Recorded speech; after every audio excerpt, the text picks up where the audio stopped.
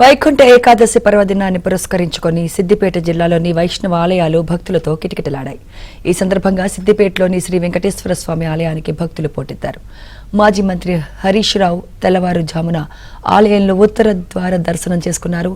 హరీష్ రావుకు ఆలయ అధికారులు, పూజారులు పూర్ణ కుంభంతో ఘన స్వాగతం పలికారు. ఈ సందర్భంగా స్వామివారికి ప్రత్యేక పూజల అనంతరం వేద పండితుల ఆశీర్వచనాలు అందించారు. భగవంతుని కృపతో రాష్ట్ర ప్రజలు సుఖ సంతోషాలతో ఆయురారోగ్యాలతో ఉండాలని, రాష్ట్రం మరింత అభివృద్ధి పథంలో నడవాలని దేవుణ్ణి ప్రార్థించినట్లు హరీష్ రావు తెలిపారు.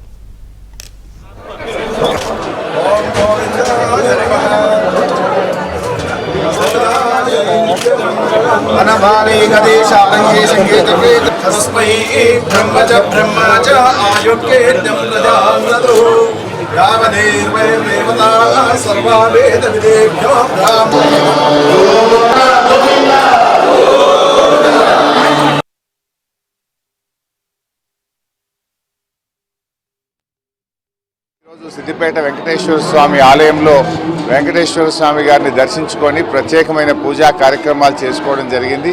మరి ఆ భగవంతుడి యొక్క కృపతో రాష్ట్ర ప్రజలందరూ కూడా సుఖ సంతోషాలతో ఆయురారోగ్యాలతో ఉండాలని, మన తెలంగాణ రాష్ట్రం మరింత అభివృద్ధి పథంలో ముందుకు సాగాలని ఆ దేవుణ్ణి ప్రసాదిస్తూ, మళ్ళీ కరోనా లాంటి విపత్తులు మన రాష్ట్రాన్ని మన దేశాన్ని తాకకుండా ప్రజలందరినీ కూడా ఆ దేవుడు కాపాడాలని చెప్పి